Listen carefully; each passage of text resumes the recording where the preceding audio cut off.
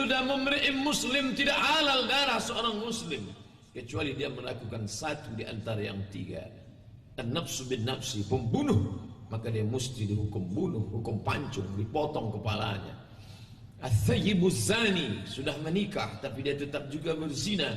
Asy-syaikhu wasy-syaikhatu, laki-laki perempuan yang sudah menikah, idza zanaya, kalau dia tetap berzina juga, farjumuhumal battah, rajam dia, kubur setengah tubuhnya, lempar batu dia sampai mati.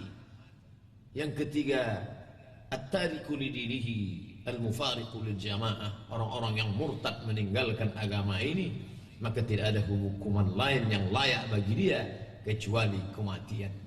Pak, orang murtad dihukum bunuh. Bukankah Islam mengatakan la ikraha fiddin, tidak ada paksaan dalam agama? Jawabannya apa?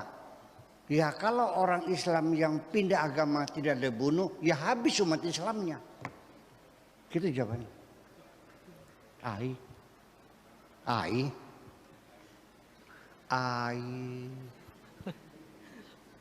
Jadi kalau nggak dibunuh habis umat Islamnya. Katanya bebas. Iya, orang masuk Islam bebas, tapi keluar nggak boleh. Bulat memang. Orang tidak dipaksa masuk Islam, la ikraha fiddin. Tapi kalau sudah masuk Islam, ya tidak boleh keluar. Konsekuensinya ya dibunuh.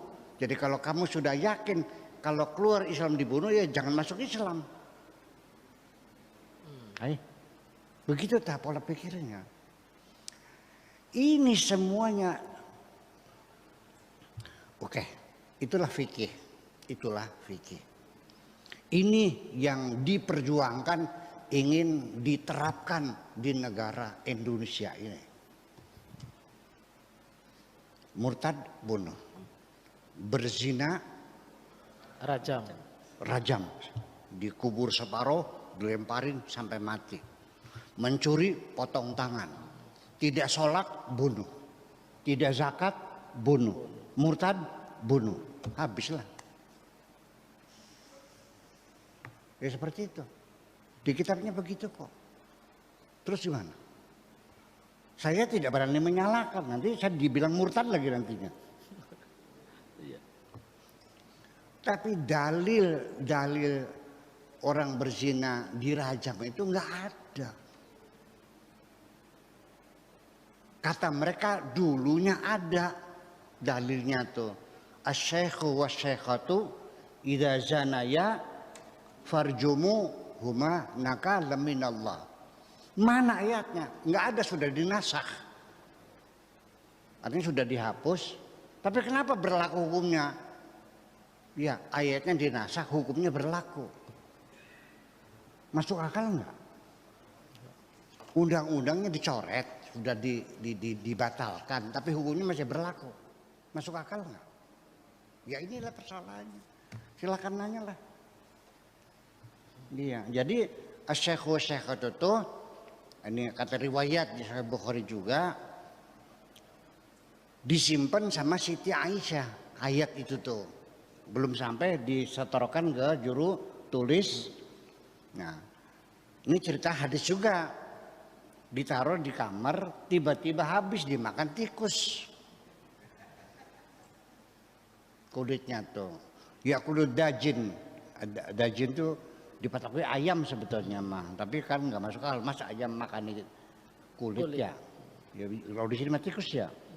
Yalah, makan rayap lah begitu barangkali.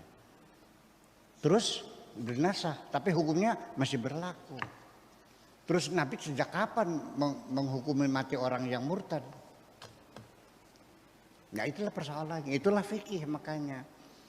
Jadi ya sudahlah, kita nggak usah ributin fikih, ya sudah sajalah. Kita negara Indonesia ini adalah negara Pancasila, Undang-Undang Dasar 45, bukan negara Islam kok. Saya katakan negeri kita ini bukan negara Islam. Paham begini? tapi negara yang beragama. Semua orang yang beragama dirawat, dipelihara, diberikan kemudahan. Kurang seberapa lagi. Tapi ya untuk mengamalkan maling dipotong tangannya entar dulu. Iya dong. Orang pindah agama dibunuh entar dulu. Ayo kita bicarakan dulu dong. Orang nggak sholat dibunuh, entar dulu. Jangan sembarangan, enak aja. Tapi ini fikirnya, iya saya juga tahu fikirnya ada. Ya entar dulu, ini Indonesia loh. Betul nggak? Nah, jadi artinya apapun yang ada di dalam Al-Qur'annya, hadisnya, keputusan hukum-hukum, itu jangan kau anggap sudah final dan berlaku untuk selamanya. Paham nggak? Nah, itu tadi cuplikan videonya di mana tadi Ustadz Abdul Somad mengatakan bahwa hukuman bagi orang yang melakukan zina itu adalah dirajam, dan hukuman bagi orang yang meninggalkan agama Islam itu atau murtad adalah kematian. Nah, teman-teman semuanya, tentunya hal ini sangat mengerikan sekali, menakutkan atau menyeramkan sekali, karena kematian itu sesuatu hal yang sangat ditakuti oleh setiap makhluk hidup. Sebagai manusia tentunya kita takut ya, tetapi ketika kita hidup mati di dalam Kristus tentunya tidak ada yang perlu ditakuti. Nah, teman-teman semuanya, namun hal itu dibantah ya oleh Kiai Buya Sakur dengan mengatakan bahwa itu tidak ada tertulis ya secara eksplisit ya tentang hukuman-hukuman yang seperti itu.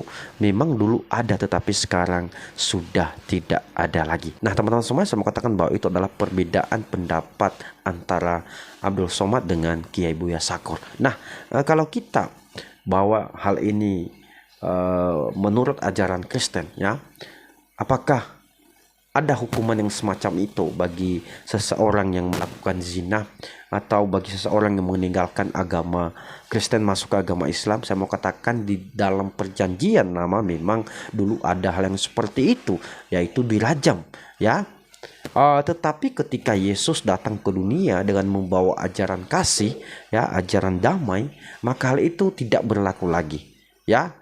Satu kali peristiwa ketika ada seorang perempuan yang tertangkap basah ya oleh orang-orang Farisi dan ahli-ahli Taurat, di mana perempuan ini dibawa di hadapan Yesus. Mereka bertanya kepada Yesus, ya, Tuhan, hukuman apa yang paling cocok kepada perempuan ini?